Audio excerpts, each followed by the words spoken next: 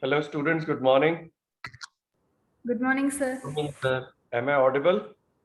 Yes, sir. Yes, sir. Yes, sir. Okay. Sorry, I got a little late. Some technical issues at my end. How are you guys doing? Are you all fine? Yes, Yes, sir. sir. Okay, great. Sir. So we are ready to start now. Yes, sir. Wow. All four of you, except for I can't see Ishita. Riddhi. Yeah. Where is Riddhi? She's not here. Huh? Okay. I thought maybe she's out of my screen or something. She's not joined, right? Sahil is there. 1, 2, 3. Is she likely to join? So we will check, sir. No issue. We'll get started in the meantime.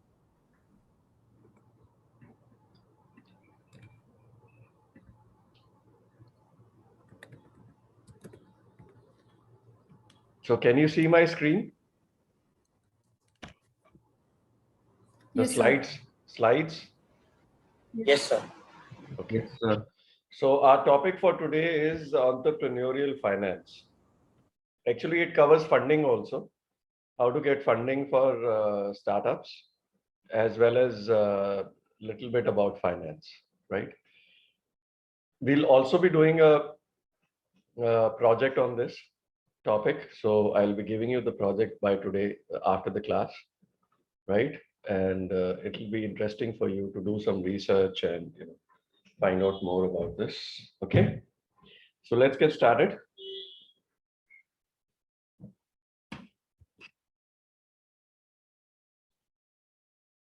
Aman is already feeling sleepy. I don't know. How do I keep him awake? You guys got your vaccine? How many of you got a vaccine?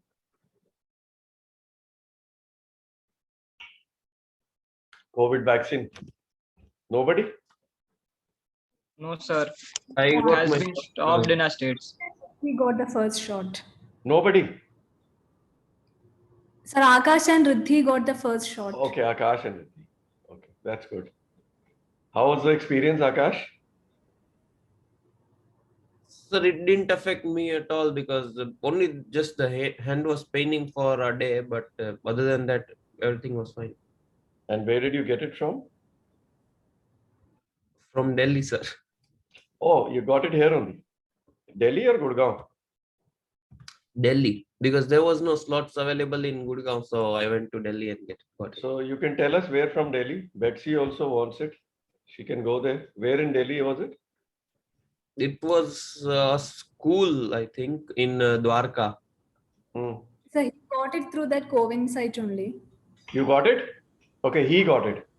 Yeah, he got it from the Covin site. So you did your booking on the Covin side. Yes, sir. Maybe when you did it, the availability was there. I think now it's a problem. Yes, sir. And on the same day, I asked Betsy as well, but because of she had a doubt that she Sore is. throat, so I thought I already got it. So Betsy there is didn't no- even remember she had got the shot or not. No, sir. At that time, I had sore throat. So I thought I might have contracted COVID. So Okay, you should have gone for a test at that time. You missed a golden opportunity. But anyways, I think all of you need to get vaccinated. So please don't delay it. Get the one you can get immediately. As soon as you get the slot, keep trying every day. You all realize that it's the most important thing you have to do now. We are waiting for Pfizer. So recently, I got to know that Covishield is not recognized globally. No, Is it not Covishield, but the other one. What's the name? Covaxin? Covaxin. Covaxin is the Indian one, no? So that is not recognized. Covishield is AstraZeneca. It is globally recognized. Okay. Which one did you get? I got Covaxin. You have to stay in India now. You can't go to New Zealand. It's not recognized. Are you aware? What I about thought Riddhi? this- Riddhi, what did you get? You got Pfizer. No, Pfizer is not even available. I also got Covaxin only, sir. That's fine. As long as you don't need to travel outside India, it's fine. It has. No, sir, Right. it's nothing like that. I can travel outside. Huh? Time. I You'll can get travel regular- outside. There's no You- travel restrictions. Well, that's what they're talking about, that people who have got co-vaccines have travel restrictions because countries are not recognizing that as a vaccination. They don't have approval from WHO. That's a problem. So they're trying it. Hopefully they'll get it soon. Once WHO approves it, then there is no issue.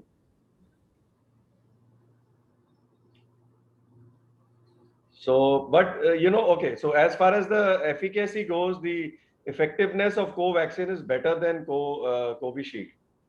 So if you don't need to travel outside the country, please go for Covaxin because it has a better coverage against the virus. They says that in Covishield they put a dead cell, and in Covaxin they put a live cell, but the weak one. I don't know what they put in that, but as long as your Yeah. arm is paining, you're good to go.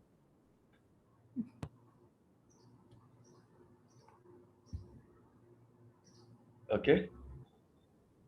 So, and how's the situation in your cities, respective cities? I mean, COVID situation. Sir, in Rajkot it is getting better, but still there is a lockdown. You don't have any relaxation in the lockdown? It is so medical, grocery stores, and those things are open, but other than that, Only everything is essentials. closed. Essentials are Yeah, open. no, essentials and the factories are open. Okay. They are also being covered under essential, more or less, that much. But in Gurgaon, from today onwards, even the shops are open for 5 hours, morning 7 to afternoon 12 o'clock. I don't know about Delhi though. I think Delhi is totally shut down.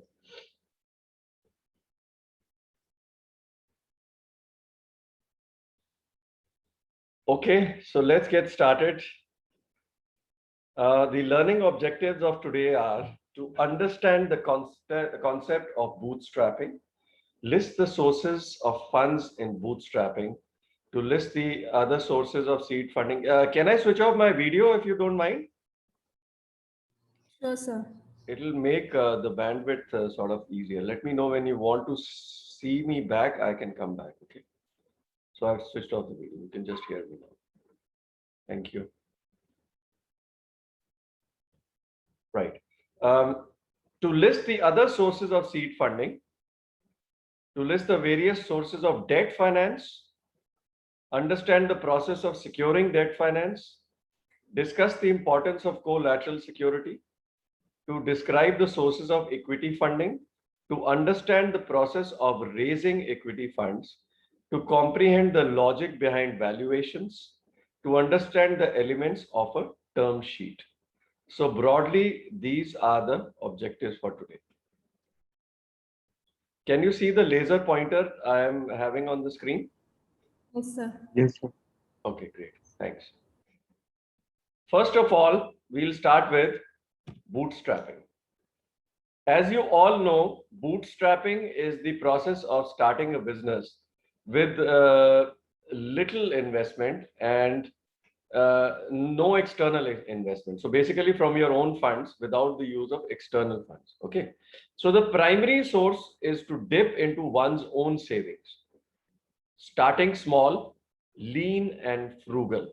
So this is so typically I would say that if you're starting on a bootstrap model, you are probably not a full-time startup. It could be that you're doing a job full-time and you just want to test the waters. You start a venture and with your own funds, you're doing it on the side. It works for that because once you start hiring people in your organization, then the bootstrapping model really doesn't work. Okay.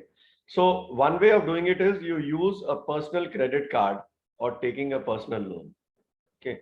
So as you know that credit cards have a limit, sometimes several lakhs, it may go up to 5 lakhs sometimes. So you can swipe a credit card up to 5 lakhs and then pay it in installments to them. But if you really look at it, objectively, credit card loan is very expensive. You can have rates as high as 15 to 18% per annum.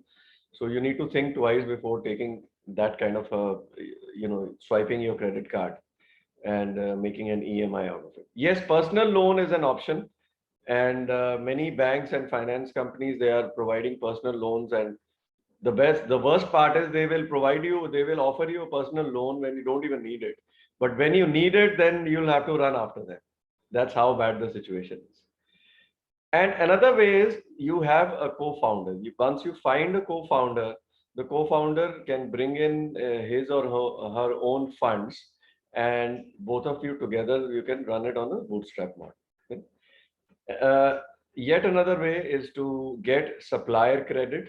As you know that if you're getting suppliers, for example, you open a food business or so in the food business, your initial capital will go towards setting up the kitchen and giving the rental deposit and and setting up the let's say the interiors of your office, etc. Right? Now, can you get a credit against this? Is it possible to start on a bootstrap model? Yes, it is possible. One way is that the equipment which you are buying could come on an EMI model. That EMI could come from finance companies like, let's say, Bajaj Capital or Bajaj Finance, and a couple of banks sometimes, right? So that means that part, let's say there's an investment of some 5-6 lakh rupees involved in just setting up your kitchen. Okay. So that could come from equipment financing, right? And the rest is your supplier. So let's say you need first month of supplies that, for example, that may come to 1 lakh rupees or something. So if you request your supplier, the person from where you're buying, and you have a good rapport with them, but to start with, you may not have any rapport, but you can get a reference from, let's say, a friend who's already running a kitchen in a nearby location, and he could refer you to his supplier. And he could also request that if you could start with a 30-day credit or 45-day credit. So that way you don't have to make an upfront payment. That is the whole idea of bootstrapping, that you want to minimize the amount of upfront payment. Is it clear? Then you can get advances from customers or pre-sell your product. Now, this may not be possible in a food business unless you are making you have a membership model or a subscription model wherein somebody is ready to give you upfront advance, which I have not heard of it in the food business, honestly. But in a couple of other businesses, if you recollect, have you been to a website called Kickstarter? Has anyone seen Kickstarter? Any videos from Kickstarter? Anyone? Or Indiegogo? Any one of these two? I've seen Indiegogo. Okay, Riddhi. I have seen Kickstarter. Can you quickly share what you saw there and how they were raising money? Kickstarter has been a crowdfunding sort of a thing Correct. where you put on your projects and you get anyone who like the idea can pitch in their money and get that product, the trial prototype version also for that money. Right. So that is actually a bootstrap model only, this crowdfunding, because you're not having any funds of your own. All you have is, maybe you don't even have the final product. You have a sample product ready and you make a nice jazzy video. But of course you have to have some users, because otherwise no one will invest. They'll think that, what if this product is not even ready and this guy is trying to fool us or something, right? So you need to show some user traction. But it is again a bootstrap. So this is an example of getting advances from the customer. So typically you as a customer on Kickstarter or Indiegogo will put your money or give an advance order for that product. It's not that you are investing in their business. You are making an advance payment, right? That's how that model works. Then you can tweak your business model to delay your expenditures and speed up your revenues.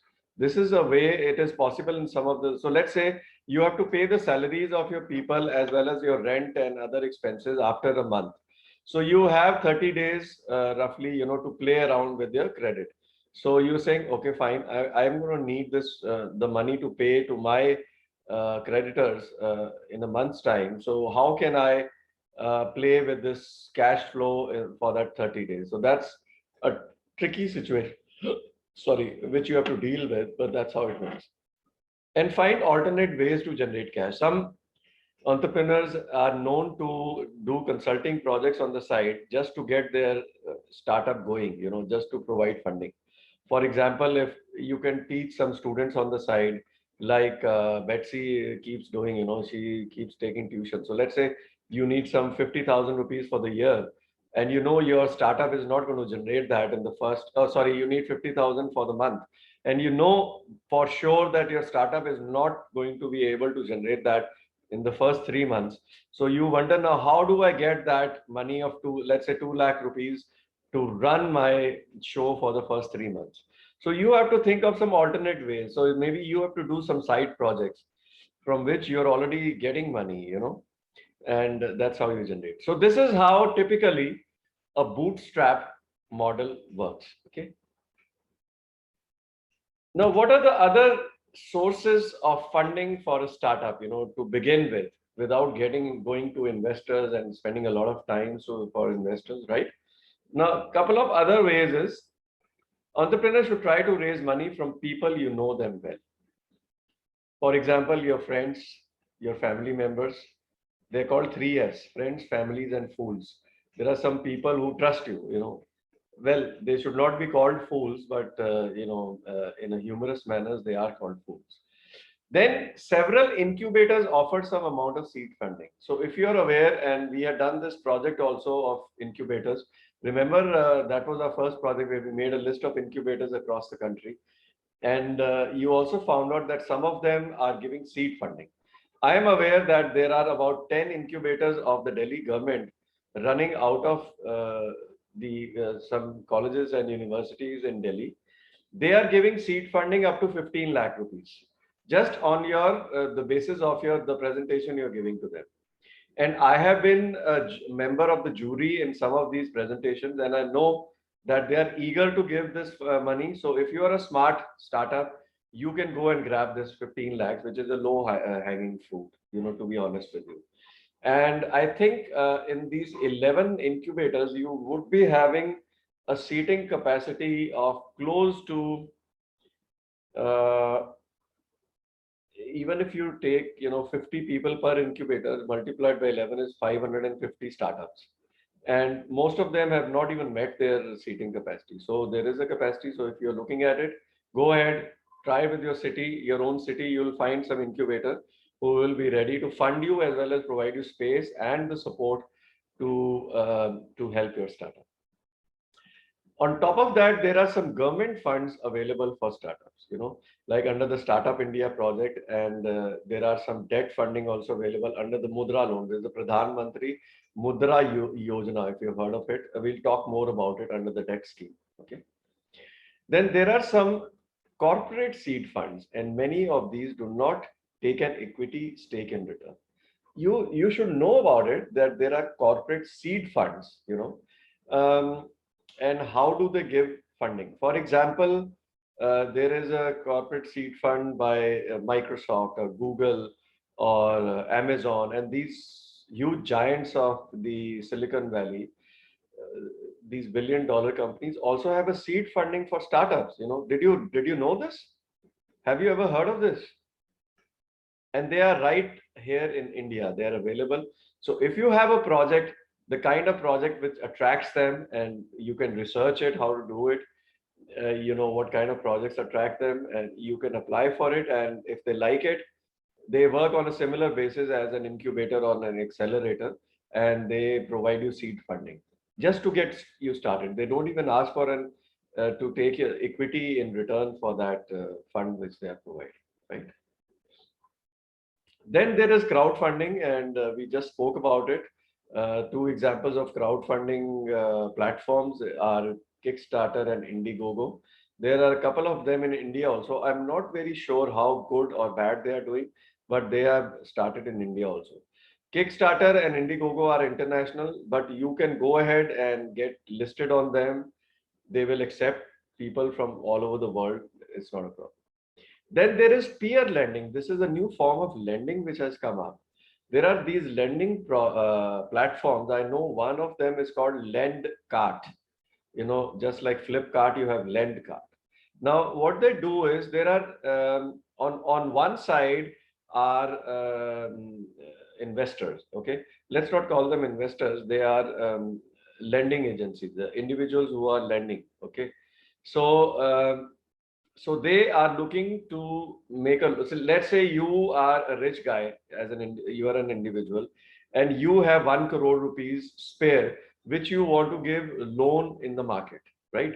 So you go to these lending platforms like Lendcart and a couple of others, okay, and you register yourself as an investor, and you say, okay, fine, I'm going to give loans of small values, let's say up to 5 lakhs to 20 people. So 5 times 20 is 1 crore. So you can pay. So what this platform will do is they will give you a list. They will match you with people who are looking for these loans, and it's like almost like a matching website like Tinder or something. If you have, if you know about these, and you can see the profile of this person who needs the loan, and they have got a rating on this person, and they have the details of the business, and you can even talk to them separately before giving them a loan. So this is called peer-to-peer lending, when one individual lends to another individual, right? And this has become very common, and it's easy to get a loan. Easy, I won't say very easy, but comparatively easy compared to an institutional loan, right? And you should certainly know about this. Now, the next is we need to compare between debt and equity. As all of you know, what is debt and what is equity, right? Quickly, can we recap what is debt and what is equity? Anyone would like to tell me what is debt? Debt is a kind of loan. It's not a that kind you- of loan, it is a loan. Yeah, so which you have to pay back to the agency from you take. So irrespective of whether your business do well or not. That's true. Very good. Very good. And do you also want to tell us about equity?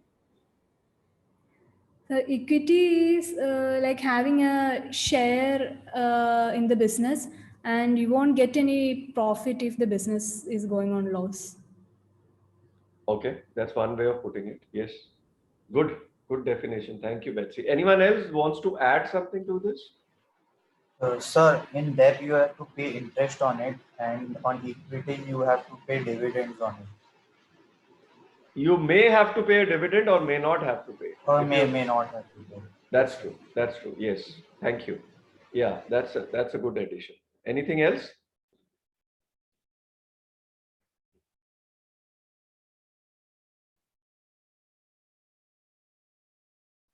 Anyone else wants to add something? No. Okay, fine.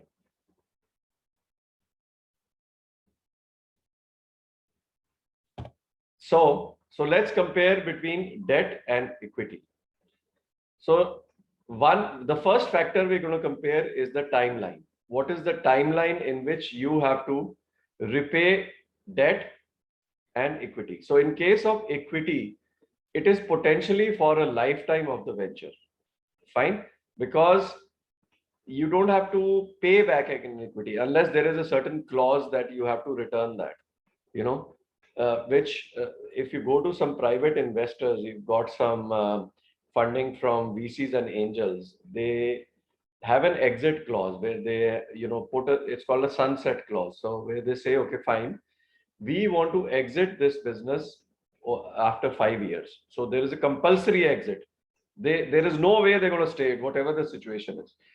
The reason is that these entities, the angels and venture capitalists, they are using the funds of other investors who have invested into their funds. You got it? They are just the managers of that fund. So the people who have invested in these angel and venture capital firms, they want their money back after some time, right? They want the money to have grown by a certain period of time, and they may want to exit that fund. Just like a mutual fund, if you are investing in mutual funds, you know that you can exit anytime. It is up to you as an investor. Similarly, these angel funds and venture funds are also, in that sense, they are similar to mutual funds. The investors are going to exit one day, right?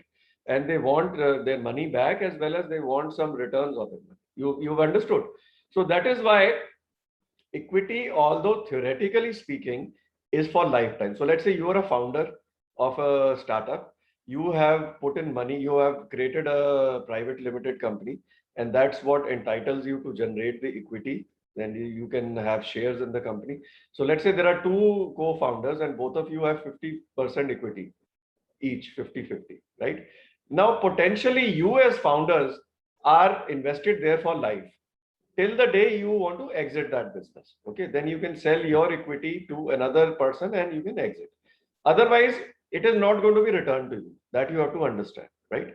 Whereas a debt is a loan and it is always available for a fixed period of time. So let us say starting from a few months to a few years, depending on the nature of the loan you have taken, it may be a long-term loan or a short-term loan, right? So there are all kinds of different categories of these credits are available. Then the payout. What about the payout in case of equity and debt? So in case of equity, the taking on equity funding leads to no fixed payout, but there may be dividend. So the expectation of the investor who's investing in your company and taking equity is that they will get a dividend if the company makes profit. No one is going to give you dividend out of losses. I hope you understand that. Dividends only come from net profits, right? Unless you are the government of India and you demand a dividend. Are you aware, if you need the newspapers, recently there was a huge dividend paid to the government of India. Are you aware who gave this dividend to the Indian government? It was called a dividend only, very clearly. And it came in the first front page of every newspaper in the last week, not very far off. Any idea who it was? The RBI. Reserve Bank of India has given a huge dividend to the government of India because the government of India is the equity investor in the Reserve Bank. Similarly, if you notice, the public sector undertakings also give a dividend. The public sector banks also give a dividend to whom? To the government of India. Government of India has an equity. It's in fact under the name of President of India. So the entire dividend goes to that entity. And so if you are a smart investor, you should look for investment in these public sector units who are always paying dividend. You see the history. They have never stopped dividend. Even if they are making a loss, they are expected, because how will the government get any return if they are not getting dividends? The only return you can get in any investment is either through dividends or by selling that investment, isn't it? So the government is not going to sell that. So they're saying, fine, we are not going to sell it, but you're obliged to give us dividends. So unless you have that situation, in every other situation, you may not be able to give dividends. In fact, in the US, even the best of companies like Apple, Microsoft and all, they don't give dividends. Why? Because the investors in that company, the shareholders are saying, no, you don't give us dividends. You keep using that money to grow the company because our investment is growing anyways. The value of your share is growing anyways. Every year, we don't want any dividends. Unless that is the situation, the companies in India will usually give dividend. Why? Because the nature of investor here is different. We are a fixed deposit driven economy. Most of the people, our parents and our previous generation, they were used to getting a fixed return on the deposits they were making. So they treat their investment in equity also like a fixed deposit. They are expecting some returns out of it. They don't understand that if the company is paying you a dividend, it is coming from the profit and it will not be able to reinvest that money into growing the company. But the investors in India want the dividend. So the companies will give, like Reliance, if you check, they are always giving dividends. Ever since Reliance has started, they are giving dividends. Ever since these banks have started, every good company is expected to give dividends in India, which is a different thought process than overseas, especially in the US, just to give you a difference. Okay. Now, in case of debt, in case of loan, let me call it loan because debt sounds like something else sometimes, there will be a fixed interest payment. You are aware that if you are taking a loan, it is very clearly defined that you have to pay an X percentage of interest every month. So typically in India right now, what the scenario is, the lowest rate of interest which you can get is probably from a Mudra loan. That will be, I think, 8 to 9% to begin with. Then that is the minimum. That's like a floor rate. Every other debt, every other loan that you take from the market is going to be a higher rate of interest than this. So please use it as a benchmark, about 9%. Unless it's a housing loan. Yes, housing loans are much cheaper because the reason is that in case of a housing loan, your house is a security, is lying as a security with the housing finance company, right? So the finance company, since it has a security of a certain multiple lying with them, and that is also a very precious asset like a house or a property. So they give you a loan at a lesser rate of interest, right? Okay, now repayment. What is the repayment schedule? In case of equity, obviously there is no repayment under most of the circumstances. You don't have to repay the equity, right? So if somebody has invested 1 crore rupees in your venture, they don't want you to repay that venture, but they have the option of selling that equity to somebody else. You could buy it tomorrow, as a founder, you say, okay, fine, we can buy your equity at a higher price, whatever the valuation comes, in the market. Otherwise, there is no clause of returning that money, right? In the case of debt, the capital borrowed or the loan has to be repaid by at the end of a period of time, which is called the tenure. Every loan has a tenure. Okay. Then dilution of shareholding. What do you mean by dilution?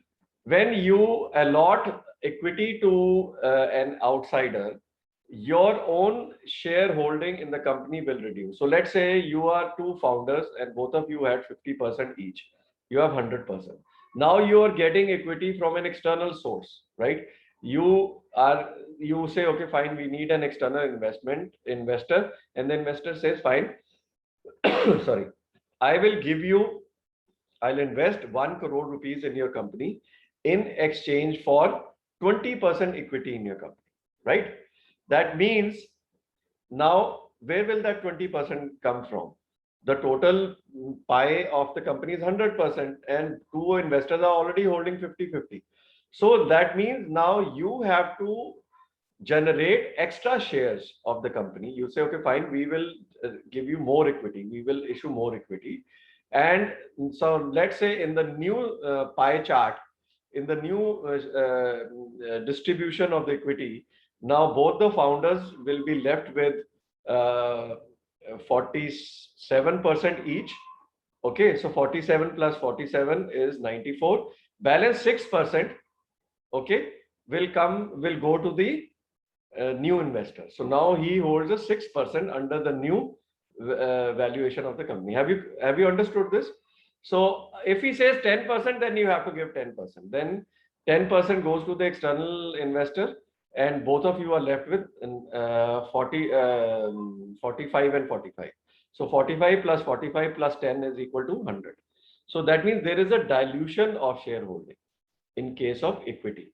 Whereas in the case of debt, there is no dilution because whatever loan you're taking is coming in the form of a loan in your books of account. It doesn't come in the form of equity, and it has to be paid back. So it's a liability which comes under the liability section, and you have to pay it back.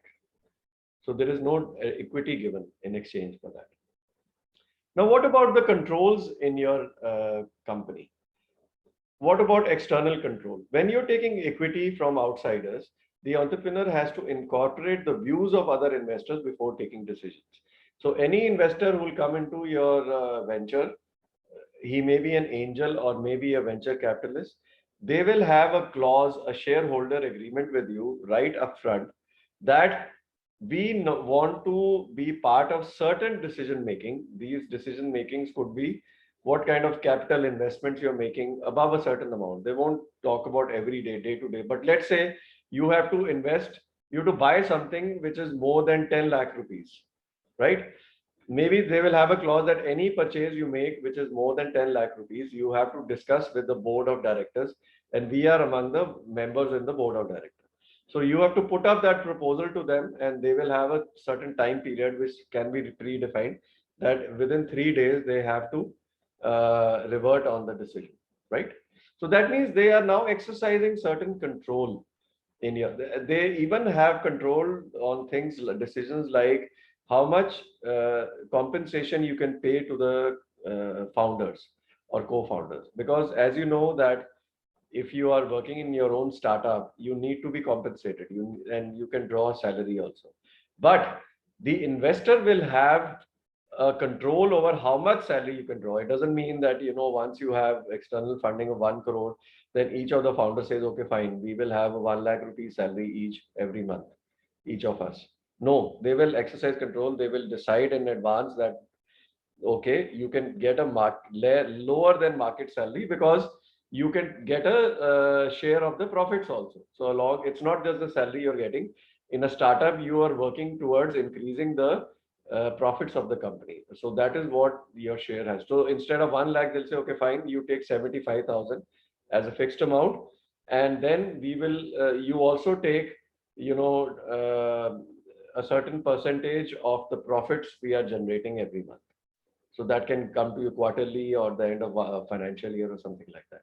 So typically, if you know, and if you keep reading the newspapers, these founders of companies which are matured now and they are listed on the stock exchange, they draw a very low salary. In fact, some of them don't even draw any salary. They say they're working for free.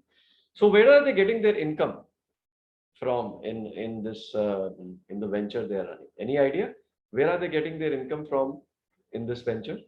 How are they getting compensated?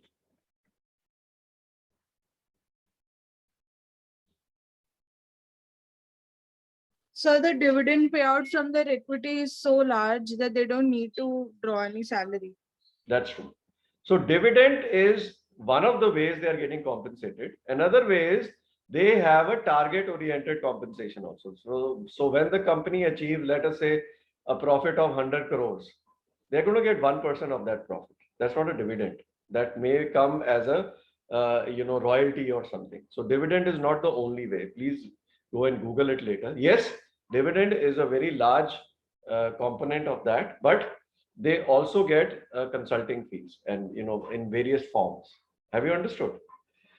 Whereas in the case of debt, there is zero control over a company. The lender has to be only informed of the progress, and there is little interference with operations till the day you start doing badly. So let's say you've defaulted on the loan.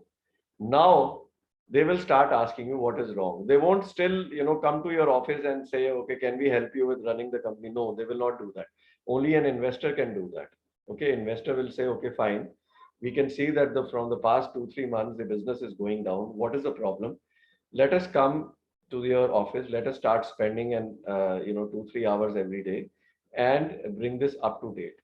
The lender is never going to do that. They say, we just need our money. You have to take care of your business. Unless you have a bankruptcy situation. So what happens is there is a situation called bankruptcy. When you say, fine, we are unable to pay back your loan. So we are running a big loss. We are not able to manage our business, and we are unable to pay the loan. Now, there is a clause by the registrar of companies which says that the company can get into a bankruptcy situation, which means the lenders can take control of the company and have their representative sitting there who will try to get the money back. So they will take control of the bank accounts, and they will have control over the revenues and expenses of the company. They will not ask the founders to leave the office. They'll say, okay, fine, we will sit with you and we will try to recover whatever we can, and we will run the business so both of us can recover the money, right? To that extent. That is only the worst case situation, right? Then what is the commitment to the stated strategy?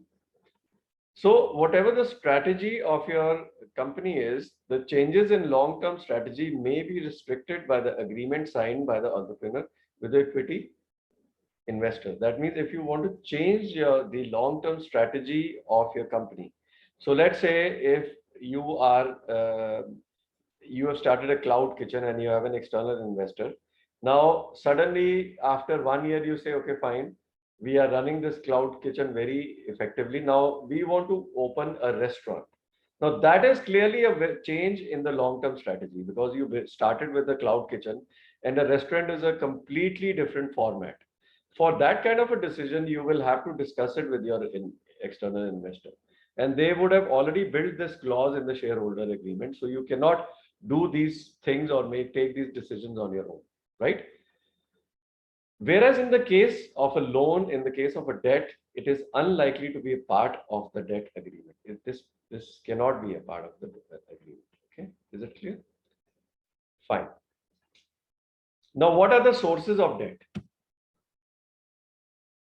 Anyone? Where can you get debt from? The Banks, bank. Okay, banks is one. government schemes, What kind of government schemes? Can you give some names?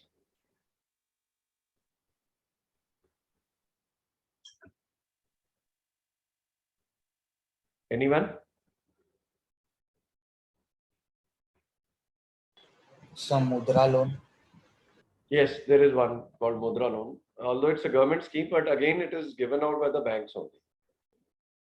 The Mudra loan. Okay. So here are some of the sources of debt. One, as you rightly said, is banks. Another source is the NBFC. It is stands for non-banking finance company. For example, Bajaj Capital, okay, or Shri Ram Transport Finance. This is not a bank, but it will give you a finance for getting transport vehicles. Shri Ram Transport Finance. Like that, there are many of these non-banking finance companies. Then venture funds. So venture funds, if you should be aware, don't only invest in equity, they also invest in debt. So you can get debt financing also from venture funds, where they can act as lenders. Then there are private money lenders, okay, and you can get peer-to-peer finance also. Now, who is a private money lender? How is it different from peer-to-peer finance? There's not a major difference. Of course, you have to get into certain kind of a paperwork, and they also need to securitize their loans. No one will just give you a loan and just forget about it without any paperwork. No one is going to do it, and without securitizing their loans, right? Now, how do you secure debt? What are the steps involved in getting debt financing? Number one, you have to prepare a project report, business plan, or a pitch deck, right? And the sources and uses of funds have to be determined, put down in writing. So in this business plan or your project report, you have to clearly define that what you need the money for and where are you going to deploy it. Sir, What Sir, your voice is not clear. is it? Is it okay now? No, No, sir, sir. it's breaking a lot. My God, again that problem has started. Okay, just give me a second. Let me see. Although I was not expecting it today, I made some changes.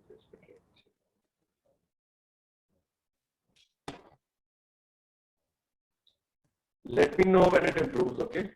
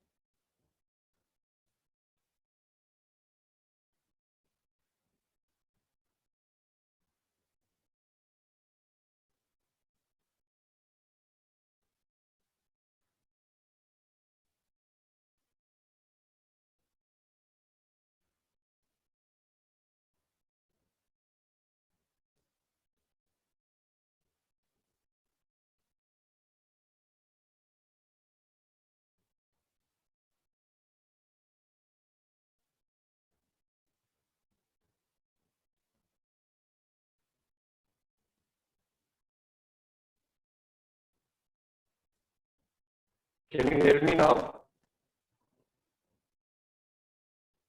Sir, Students? it is still waiting, sir. Still breaking.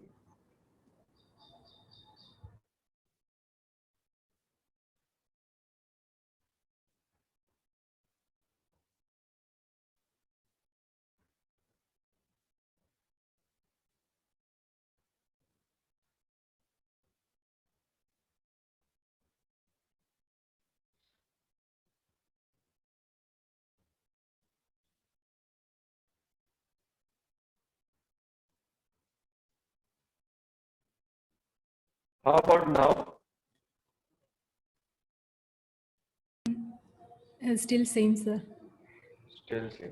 So what we'll do is let's take a short break here.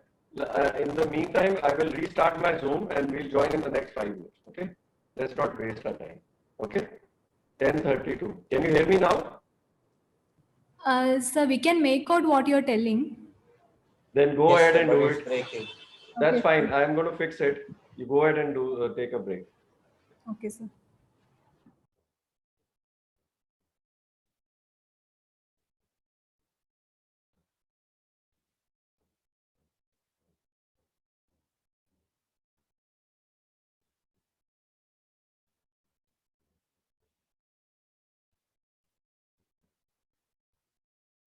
So how do we secure the debt financing? Okay.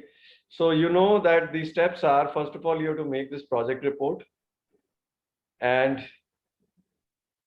where you have to define where you're going to use these funds. Okay. And it has to be believable, otherwise no one will lend you that money. Identify the sources of debt finance. Okay. Present the proposal to the bank or the institution where you're getting it from. Then after the proposal, you have to follow up with them, further discussion, what is happening, sir, giving. And sometimes they'll ask you for money under the table, all those things we don't write on the slide, but those are also the reality. Details regarding amounts, schedules of payment, interest and charges. There's a file charge also on top of interest. Extent of collateral and sureties you have to pledge, etc. needs to be worked out. Now, this brings us to the topic of collateral, although we will, discuss in detail on the next slide also. But just since this word has come up, what is a collateral security? Any idea? In debt financing, you will hear this term a lot, collateral security. That is something that you give as a guarantee. It could be asset, it could be your bank balance like FD or anything that you give as a guarantee to the amount that you're taking so that the lender can be repaid in case you get bankrupt. It's called collateral as a security. That's right. Thank you. So the collateral is that what is the word, first of all, let's understand the meaning of the word collateral. Collateral means an equal amount, right? The meaning of the word collateral. So they say if I'm giving you a loan of, let's say, 10 lakh rupees, we want a surety from you. The word is surety, not guarantee, because guarantee is something else in lending terms. This is called surety. We want a surety or a security of this loan. Okay. Now, in the form of an asset which we can liquidate in case you default on a loan. Okay. This collateral security could be in the form of a property which can be liquidated. It could be, some precious metal like gold, or it could be some shares also. The shares are also considered collateral security. But these are mostly listed shares. Unlisted shares, they will not consider. You can't say that you can take the shares of my company. This is not even listed. That is worth nothing to them, right? Then there could be, other assets which they can consider, right? Now you would wonder, as a startup, if you don't have any collateral security, can you still get a fund loan? Yes, you can. We will talk more about it in the subsequent slides. Okay. So once you have this discussion, then they start, preparing your schedule. And the first step which you get from the lender is called a letter of approval. So you get an approval and they tell you, okay, fine, your loan has been approved. These are the terms and condition, and we will start paying you from this so and so date, right? Now, first, so we have to understand the principles of lending. From the lender's point of view, what are they looking at, right? First of all, they want to know the purpose of the loan for you. So you as a business, as a startup, where are you going to use this loan, right? And then they need to understand how will they safeguard this loan amount which they are giving to you. Obviously, no one is going to give you a loan just like that. They need to safeguard this amount or securitize, either through collateral. If you don't have collateral, then they say, okay, how do we know you're going to pay us back? I mean, there has to be some security you have to give us. Either the government has to become your guarantor, right? So which brings me to this scheme of the government. It is called the CGT SME. Okay, it stands for Credit Guarantee Trust for Small and Medium Enterprises. So what the government is saying that fine, if the SME cannot give a guarantee to the institution for getting a loan, we will stand guarantee against that loan. So the government says, okay, fine, you don't worry. They'll say to the lender, you don't worry, we will securitize your loan up to the extent of 75%. So if the SME or the entrepreneur defaults, okay, you will get 75% of that money from us. Balance 25, you will have to take a hit, that kind of a thing. So they have created this trust through RBI. You are all aware of what RBI is. It's a Central Bank of India, right? Now, Central Bank is the name of another bank, so don't confuse it. It is the Federal Bank of India, so to say. Now, the Federal Bank is also the name of a bank in India. You know what RBI is, right? It's a bank of banks. And so the RBI came up with this scheme along with SIDBI. So SIDBI is the primary bank of India, which is dealing with the CGT SME. The government has created a credit guarantee trust in which they say we will insure. It's like an insurance of the loan. So let's say you as a startup go to the bank. Let us say your bank is ICICI Bank, and you ask ICICI Bank that I want a loan of 10 lakh rupees from you, but I don't have any security to give you. So ICICI Bank will say, okay, fine. We will try to cover you under our Mudra scheme, Pradhan Mantri Mudra Yojana. Under this scheme, you don't need to give a security to the bank, to the lending bank. The government of India stands as your security. So this is being covered under the CGT SME scheme, by the way, right? So you will get a loan of 10 lakh rupees, and the lending bank will have 75% of this amount secured by the government of India through CGTS. You got it? So that is a safety in case of a collateral free loan.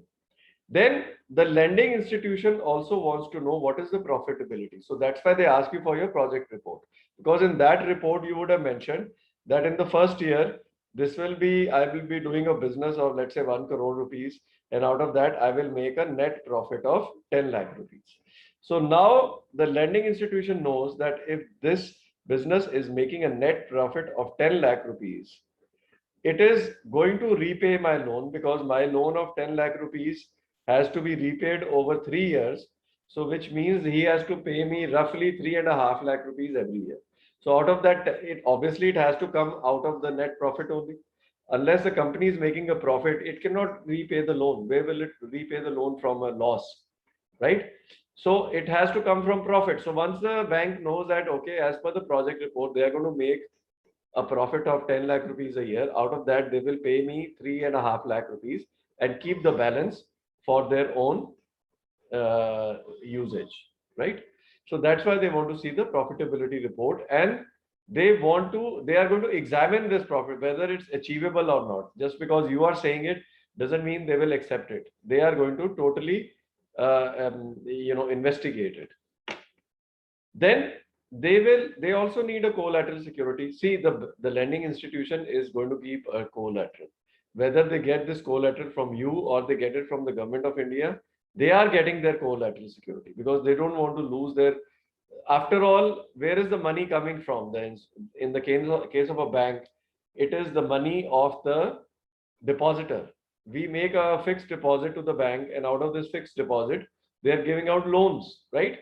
So if they don't get back the loan amount, right, where will they repay your FD?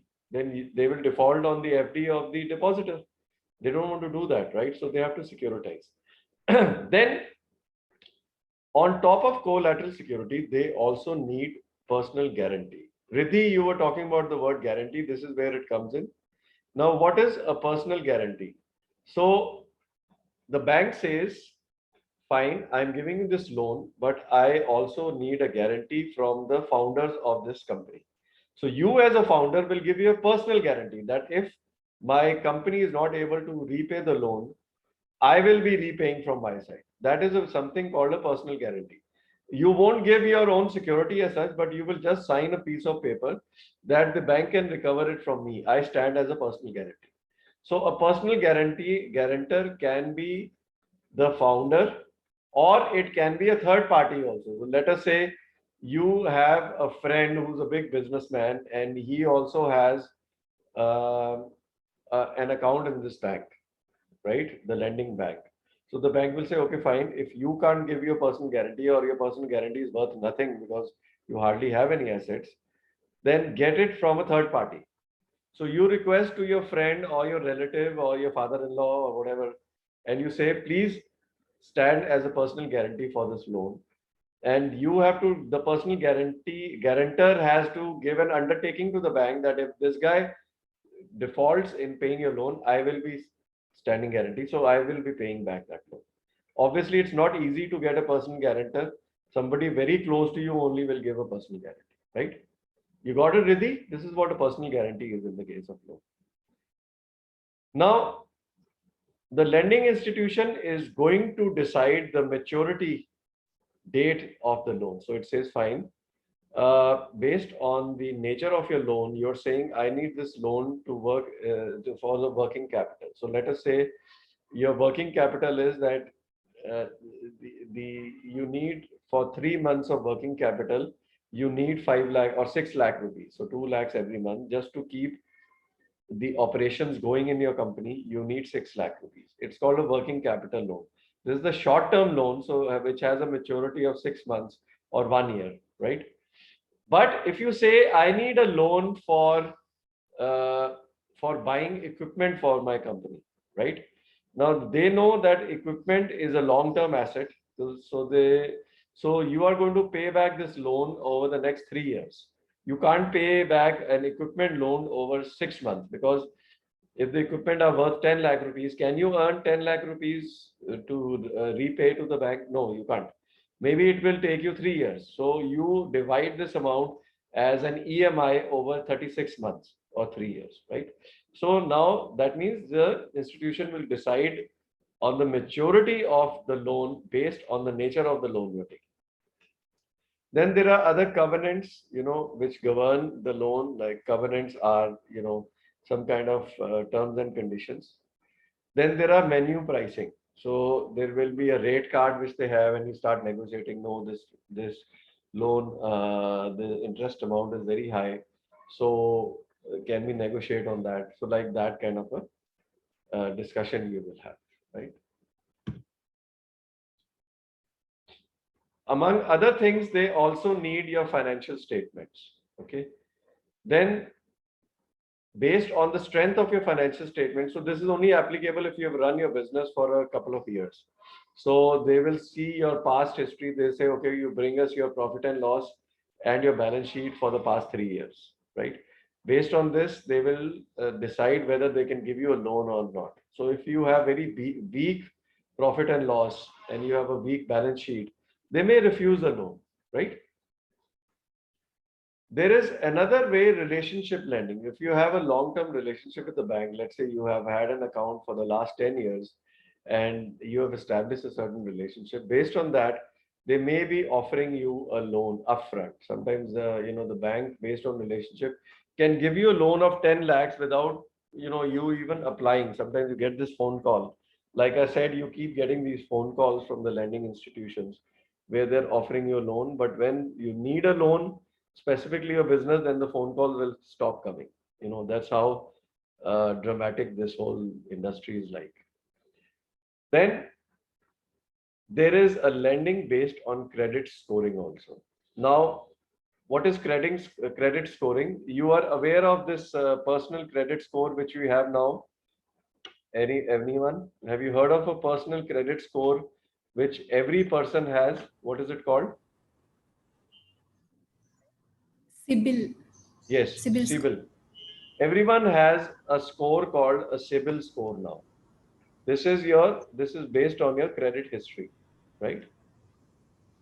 CIBIL, right? Now, this is a score given to you as an individual based on your credit history. So if you are using credit cards, or even if you're not using credit cards, the government is keeping a track of so they have given a certain credit score. So based on this credit score, the lending institution can give you a loan. So if you have a high credit score, they can give you a loan. You can also get your SME a credit score, which is called SME RA. This is also a credit score given to the SMEs, not to the individual, but it's given to the SMEs, right? It's a rating agency, SME rating agency. You can go to SME rating agency and get your SME rated over there. And you can take this score and go to any financial institution once you have the SMIRA score, right? It is same as the CIBIL score for your business. CIBIL is for individual, but SMIRA is for a business, simple as that. And it is especially designed for SMEs. Because for larger enterprises, there are a lot of credit rating agencies. One of them is called the CRISIL, if you've heard of it. This is a credit rating agency for larger companies. Have you heard of CRISIL? Anyone? So before investing or giving a loan to large organizations, you will always look at their CRISIL score. These are, like you say, you are AAA. This is a AAA investment, AAA plus, like Tata Steel. If you're investing in a Tata Steel bond, which is like a loan, debt or debenture, if you've heard of debentures and bonds, even they have a credit rating associated with them, AAA plus, BB plus, C minus, like that. This is a bad rating. So anyone with this kind of a rating, you will not invest into that. So where is this rating coming from? It's coming from organizations like CRISIL. There's another one, I'm forgetting the name, another credit rating agency. I'm forgetting the name. Anyways, now is this clear to you? The debt financing, because I'm going to start with equity here onwards. So every discussion is going to be around equity. Any questions on this?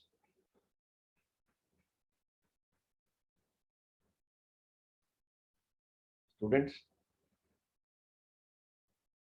Okay. No, questions. sir. Fine. So that next comes equity.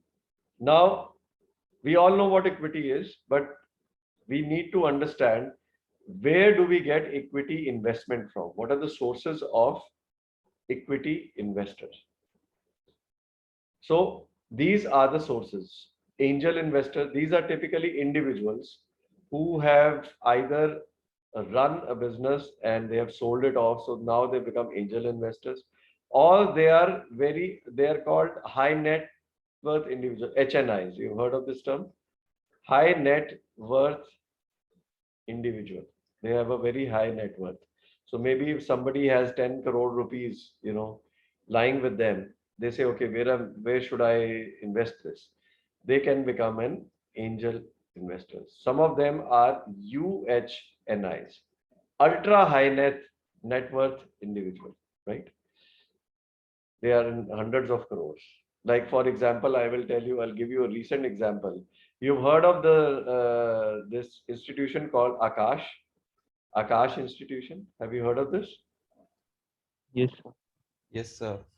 Right. Recently, Akash got acquired by. Are you aware by whom? Byju. Byju's. Byju's. Yes. Byju's acquired Akash. Right. So Mr. Akash Chaudhary, who was the co-founder or son of Mr. Chaudhary, who was a founder, he suddenly got $1 billion in his pocket. So he has become like an angel investor. He's an ultra high. The first thing he did was he went and bought a house in Delhi, like a farmhouse or a fancy house worth 100 crore rupees. That was the first purchase he made, and it came in the newspaper after a few days of this transaction happening. So like that, these are the kind of individuals who have got so much of wealth suddenly that they can become angel investors. They have already invested in a company, they sold off that company successfully, got a lot of money. Now they want to help other in startups. Then there are somebody Sir, was saying something? Yeah. So if it tells that Byju bought this for 1 billion, so that what is that 1 billion? Do they pay it as a cash or something else?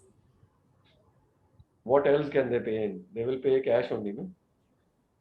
Cash means they'll pay to the founder, or let's say that was the value of the company and there were various investors in it.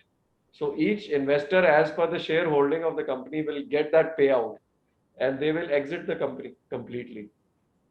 Or they may be having a clause that, this 1 crore we will pay you over the next 1 year, based on certain, whatever, I don't know if they had any such clause. It may not be upfront. So that may be spread over 1 year, where they get 100 crores every month, and at the end of 1 year they get their payout. Because They won't get any share from Byju? that depends. That depends. They could get some part of it as shares of Byju's also. But the point is that Byju's is not listed anywhere, right? It's not a listed company on the stock exchange. It's a privately held company. So what is the worth of that share? So why would anyone want to sell the shares of Akash and buy the shares of Byju, which is also an unlisted company? It doesn't make sense to them, right? So the seller may not want that. They say, no, we don't want this. We want a payout. So it depends on the seller, right? Okay, sir. They can ask for a payout. Okay. So the next source of equity for a startup is angel fund.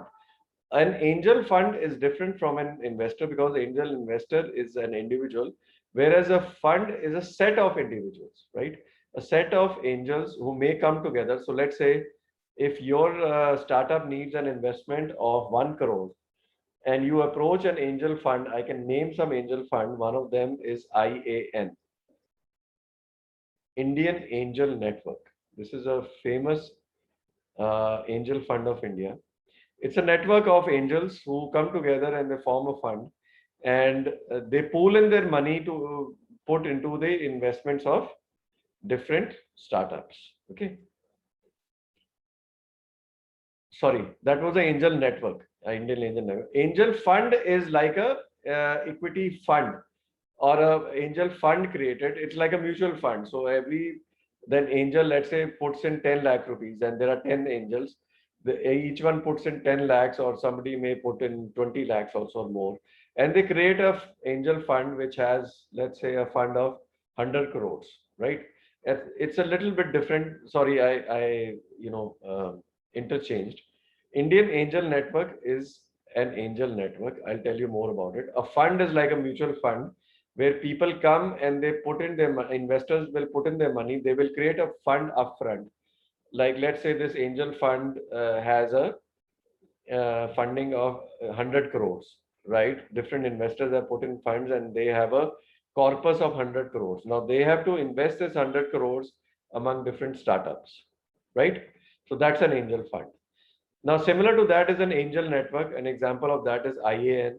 So you may go there and they form a network, and for each individual investment, they will come together and they will pool in their money and they will give it to you. So they will not have a fund upfront. They will approach their members who are members of this network, and they'll ask them, okay, here is an opportunity. Do you want to invest in it? Whereas an angel fund, which is already created, they have the fund managers. The fund managers have this fund at their disposal, and they are the ones who make the decision. Whereas in an angel network, the individual angels will come together and they will fund the startup in a pool as a network. You got it? Then there are some strategic investors. Now, who are these strategic investors? Strategic investors would be an example like, let's say you have created a mobile app which can be used by banks. Okay. Now, who would be interested to invest in this kind of a venture? Can you think of an investor who would like to invest in this kind of a mobile app which is to be used by banks eventually?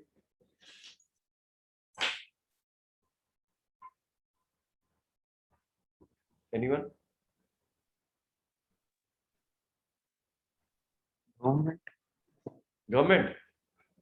Government doesn't invest into startups directly. HDFC Bank. Yes, HDFC Bank may have a equity, they call it a private equity department of HDFC Bank, and they have a fund for to invest into startups. In fact, you gave a good example because HDFC Bank has an incubator also, where it is accepting applications from fintech companies, they call financial technology startups.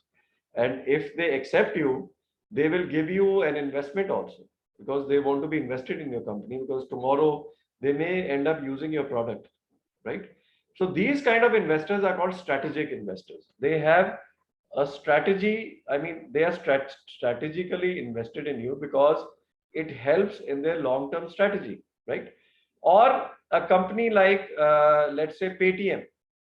A Paytm may become a strategic investor in your company because you have created a product which is going to be used in a bank. And Paytm also has a bank. It has a payments bank called Paytm Bank. You're aware of it, right? So they may be interested to invest in your mobile app, which is going to be used by banks eventually. These kind of investors are called strategic investors because they have a business which is an end user of your product, right? Then there are venture funds. Now, what are venture funds? Typically, venture funds invest in growth stage ventures. So they don't invest in startups typically. But some of the venture funds now have started investing in seed capital also. If they really find a good startup, maybe a startup which is coming out of IIT or IIM Ahmedabad, or it may be a high growth startup, and even a venture fund can get attracted to it and they may want to invest in it. I'll give you an example. When Flipkart was starting out, they initially started out from IIT Delhi, and now IIT Delhi is connected to a lot of venture funds, and I think there's a fund called Sequoia Capital. It's a venture capital firm. They invested in Flipkart in the early stages, although they don't have an early stage fund, but because they found it very attractive, they became their early stage investor. That's an example of a venture fund investing in the early stage of a startup. Got it? Now, next is, how do you get this equity funding? What are the steps you need to take? First of all, you need to make a short list of potential investors. Then make a pitch. You have to create a pitch. A pitch means it's a presentation, basically, a pitch deck, which you give to potential investors, telling them about your business and why they should invest in it, right? Then you follow up. So after giving the pitch, if you see some interest, you need to follow up with investors, right? Because an investor has hundreds and sometimes thousands of pitches like yours, and they have to decide which are the best ventures to invest in, right? So today, obviously, each investor has multiple investment proposal with them, right? So unless you follow up with them, you don't expect to close it. So you have to be prepared. Then let us say that you are lucky and some investor starts liking your venture. In fact, they start liking you because in an early stage, typically it is the founders and the team which gets the investment because it's just your idea. You hardly have anything else. You may have a product which may not have got any traction in the market, but still on the strength of that and the strength of your team, they're going to invest, right? So if they like you, if they like your venture, they are going to do due diligence of your venture, which means now they will say, okay, fine, we need to do a deep dive. We need to understand your product properly. We need to understand your projections, your plan, your business plan, and we'll have a discussion around that. And we even need to uh, see the individual credibility of each one of the founders and of the initial team members. How good you are, what is your history, how are you capable of doing this, what is your credit rating, etc. That's all a part of the due diligence. Okay, we'll discuss this in detail. Then there will be certain negotiations. What are these negotiations about? Typically, the negotiations after due diligence are around the valuation of the company, how they're evaluating your business, what is the value you're giving, and you can have a negotiation around that, as well as what is the amount of investment they will make in your company and what are the other terms and conditions. Then after this stage, once this goes through successfully, you will sign the deal. The deal is initially they'll give you a term sheet in which they will have the terms and conditions. So you have to sign the term sheet. Then after that, they will have a shareholder agreement with you. It's called the SHA. In the shareholder agreement, they would have listed all the clauses that how much money they're going to invest, or how much equity they are taking upfront, when can they sell this equity, and if you want to sell your equity as founders, do they have the first right to ask you? I mean, you should ask them first. Without asking them, you can't sell your equity. A lot of other advanced level clauses are there in the shareholder agreement. Okay. Then once you sign the shareholder agreement, you will get the money, and then you have to manage the relationship with the investor. Now, typically, this entire process may take anywhere from 3 months to 12 months. That means you have to plan this equity investment so much in advance. You got it? And you may have to approach 100 investors before you get one yes. Those are the statistics. And you thought it was simple. There are people who have typically even approached 100 investors after they got lucky. When you start talking to 100 investors, the first one you like, the first one who closes with you, you just close, because you will have a discussion in various stages. And the investor can exit at any stage. They may drop your thing. So you can't take a chance.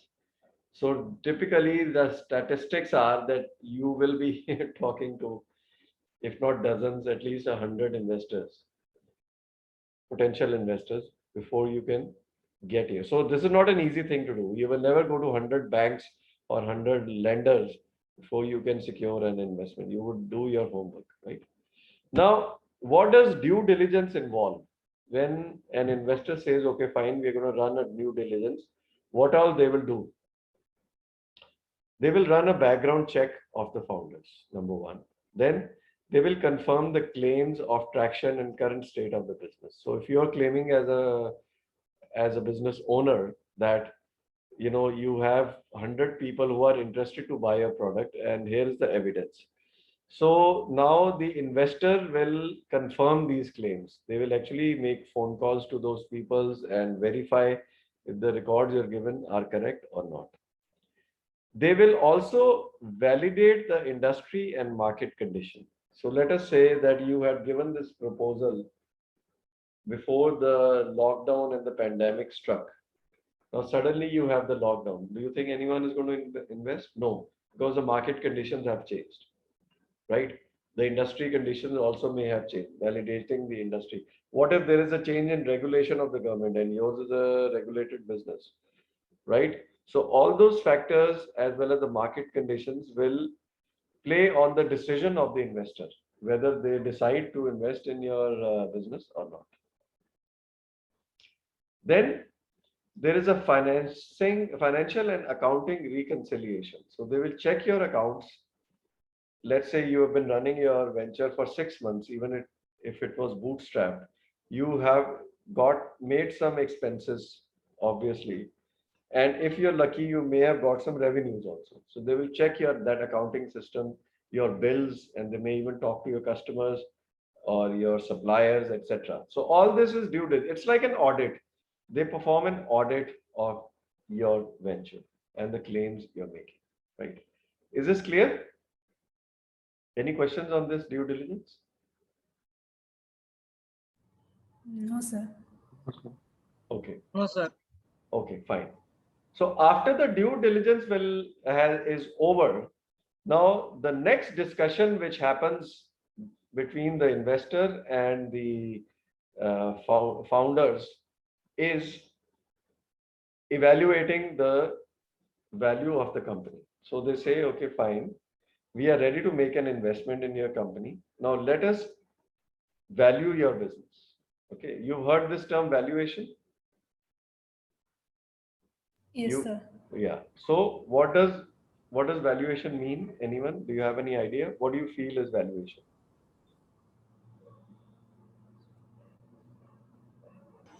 So financial value of something.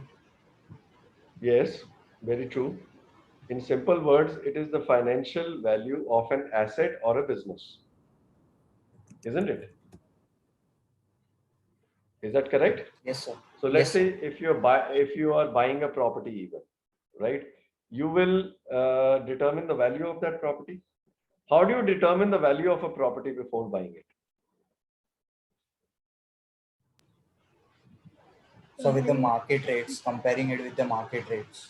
Okay, that is just one of the methods, by the way. Let us see let us assume there have been certain transactions in the same neighborhood.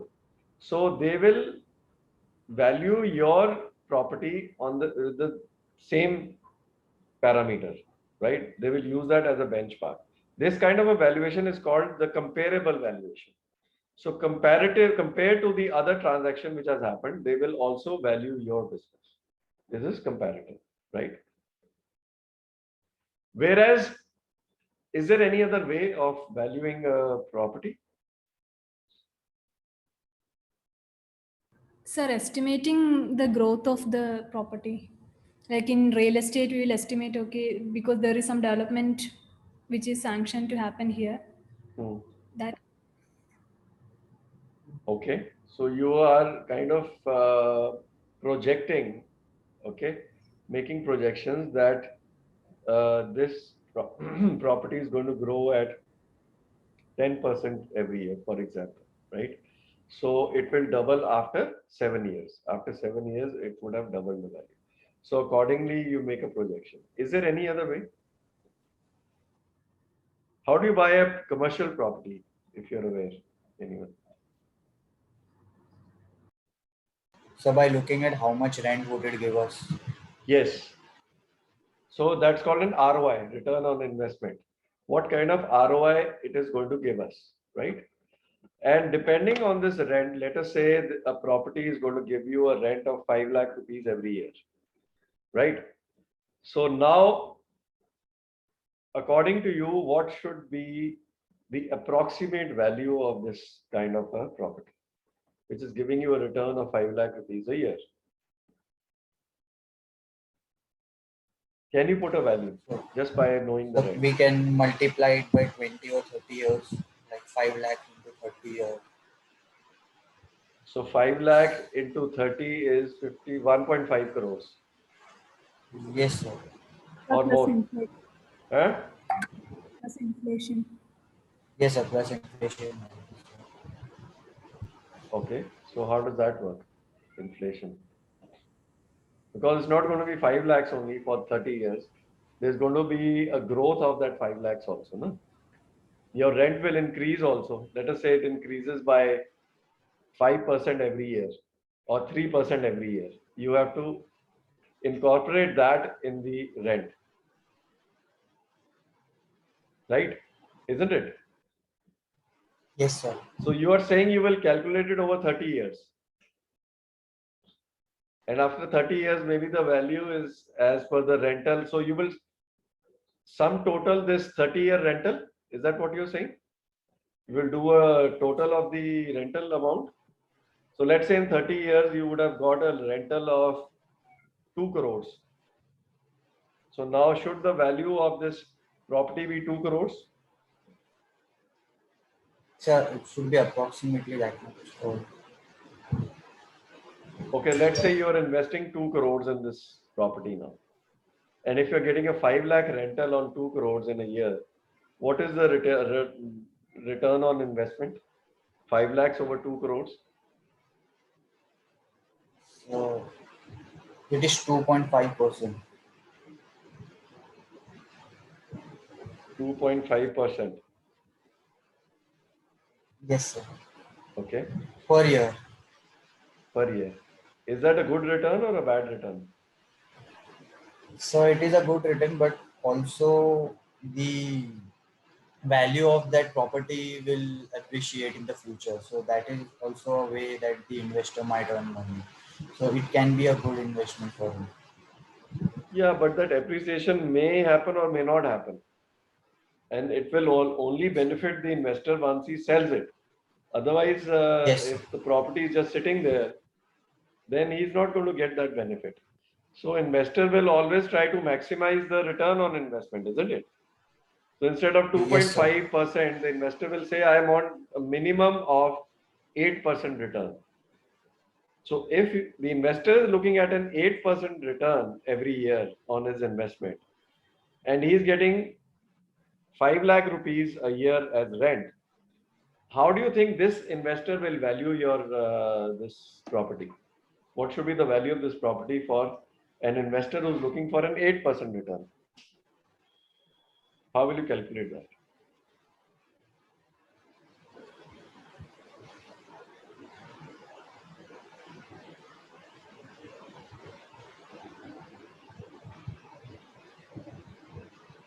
Any idea?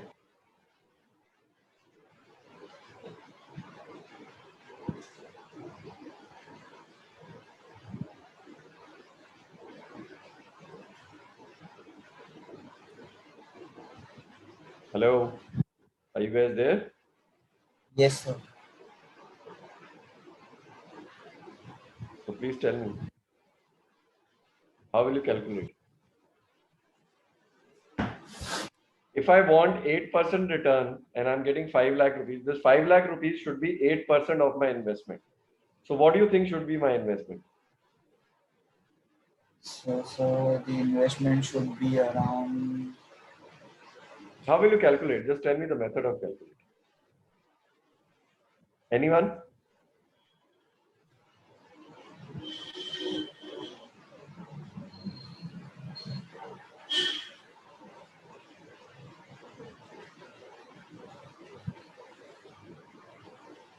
You guys have got stuck. Sir, I know that I used to do it in paper, but I don't know how to do it orally.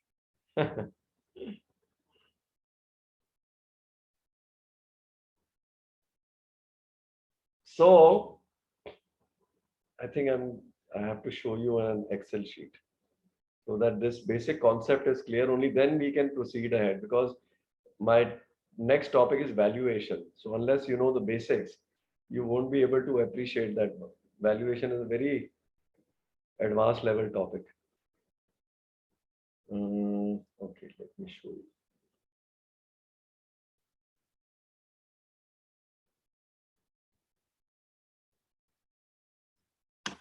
I'm going to share an Excel sheet with you.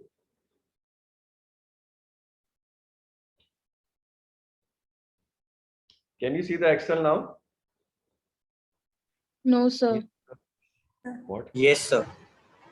One is saying no, other is saying yes. What is everyone saying now? Yes, sir, I can see it now. Good. Yes, Thank sir. you, Riddhi. Okay, so let's say, what have I written here? 5 lakh rupees. Rent. This is the rent I'm getting per year. Okay. I want an ROI of 8%. Isn't it? This is what I'm looking at. Now, what should be how much I should buy this property for so that I get a return of 8%? That is what I need to calculate.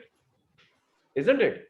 So my investment has to be an X amount. So 8% of X should be equal to 5 lakh rupees. That means I have to calculate is equal to 5 lakhs divided by 8%. Isn't it? Yes, sir. Simple. How much it comes to? 62 62.5 lakhs. 50,000. 62.5 lakhs. If I 5 invest 62.5 lakhs in this property, I will get an 8% return. You can back calculate also. What is 8% of 62.5? So 8% multiplied by 62.5 is how much? Oh, sorry, it has come in percentage. We don't need in percentage. It comes to 5 lakh rupees. My formula which I used was 8% of this. So you have to divide the return by the rate of interest. Okay, simple. That's what I wanted to illustrate to you. Is this clear? This is the basic principle on which the valuations will be based. Now let's go to valuation.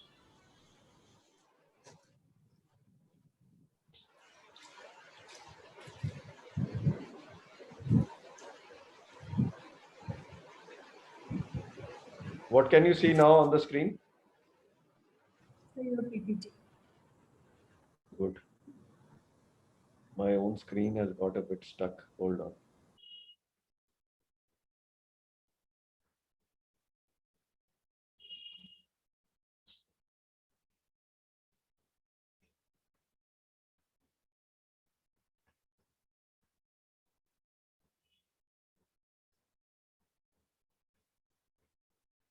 Give me a few seconds.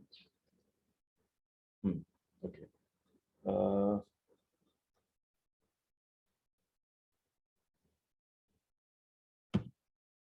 Yeah. So now comes the topic of, because after due diligence is done, the discussion of the investor will move towards valuation. So there are various methods by which valuation of a startup can be done. Okay. And they are divided into two categories.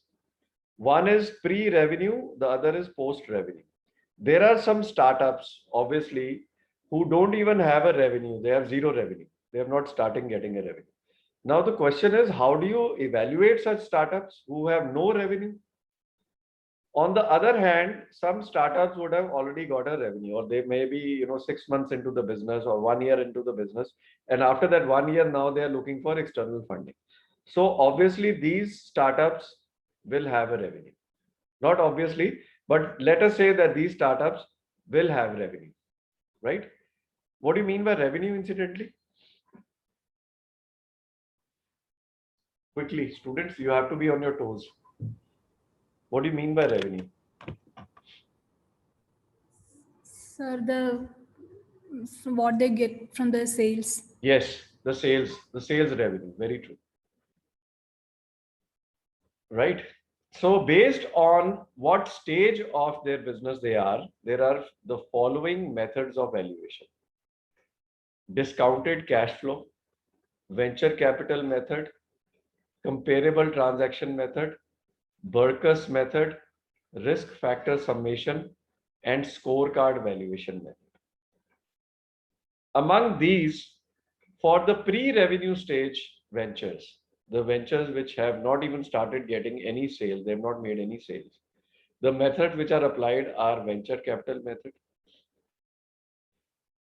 comparable transaction method, and Burkus method.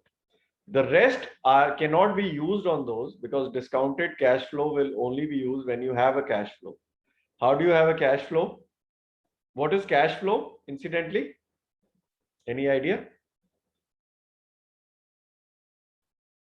How many of you quickly have done accounts or accounting as a subject in your graduation, or who have done it in the recent past? Quickly. So cash flow is the total cash which the business is generating, Which means that how much cash is coming in the business and going out of the business. right. And what is cash received minus cash spent? So cash coming in minus cash going out. What is that called? So that is cash flow. Yes. Yes. That is cash flow. Right. So cash flow actually in a company determines how much cash is coming into the company, how much cash is going out.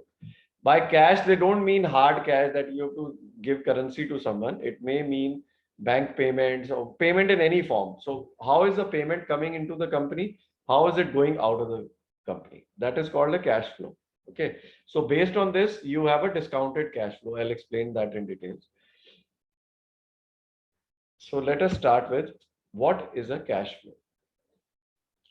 So cash flows are the net amount of cash and cash equivalent being transferred into and out of a business, right? Where cash received are inflows and money spent are outflows. Is this clear? So the cash is flowing into the company. So money is flowing into the company. It's flowing in the company as well as out of the company, right? Every business works like that. So whatever is the difference between money coming in and money going out is called the net cash flow, right? What is the net? Is it, if this is positive, if money coming in is more than money going out, you are in a profit. If money coming in is less than the money going out, you're making a loss. Very clear. Profit and loss is nothing but this, right? Now, there is a term called free cash flow. What is free cash flow? A free cash flow is the cash that the company generates from its normal business operations after subtracting any money spent on capital expenditure. Right? That means free cash flow is equal to operating cash flow minus capital expenditure. So any cash flow which the company is making from its doing its day-to-day business, right? Through that, if you subtract the money it spends on capital expenditure, that is called a free cash flow, right? Now, what is the importance of this? Free cash flow is the amount which a company can use for other purposes, or for repaying a loan, or from for giving to the investor, or it goes into its books of account as the net profit, right? Because if the company is making capital expenditure, it is buying something in a year, that will be subtracted from the operating cash flow. Let us say it is to buy 5 computers for its employees. Whatever expenditure is getting into that is being subtracted from the operating cash flow, and it is called a free cash flow, right? Now, a company's ability to create value for shareholders is determined by its ability to generate positive cash flow, right? Unless this figure is positive, right? If this figure is not positive, it is a loss. If this figure is positive, it is a profit. Simple as that. So a company's ability to create value for shareholders is determined by its ability to generate positive cash flow. So every investor will look at the cash flow of the company. That is the first statement they want to look, a cash flow statement, right? Profit and loss, balance sheet, and cash flow. These are the 3 statements which investors will look at. Is this clear to you, the term cash flow? Yes, sir. Good. This will lead us to the first method of valuation, which is the discounted cash flow. And now I will be discussing this in the next class because we have run out of time. So we will discuss these rest of the topics in the next class. Is it okay? Okay, sir. I'm going to give you an assignment today so that you can start studying about it and doing it, because although part of it will be done in the next class, but you have to start doing it right now. It will take you time. Is that okay? Today I'm going to send this assignment to you. So you have to start studying this topic. Fine? Fine, sir. Okay, sir. Great. Now let me take your attendance before we leave. I'll just take a screenshot.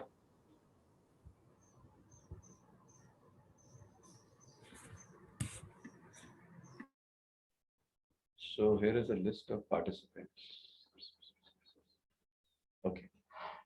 We have Akash, Aman, Betsy, Parth, Riddhi, and Sahil.